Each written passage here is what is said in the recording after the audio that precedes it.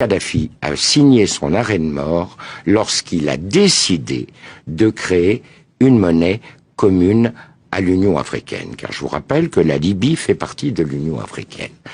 Que le siège de cette banque, de la banque qui devait émettre cette monnaie, avait déjà été fixé au Cameroun. Je vous rappelle que dans le cadre du financement de cette banque, l'État libyen apportait 90% du capital requis. Ce qui permettait ainsi à l'Union africaine de sortir des griffes, ou des pays membres de l'Union africaine, de sortir des griffes des bailleurs de fonds internationaux dont l'aide repose sur le dollar. Ça a été pour lui une erreur cardinale, car à partir du moment où il a pris cette décision, il a heurté de front les intérêts des États-Unis et du dollar américain. Et vous avez un deuxième élément.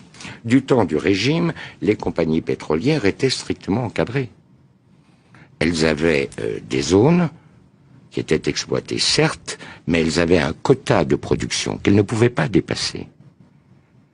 Il y avait des conditions financières extrêmement sévères. Prenez l'exemple de Total.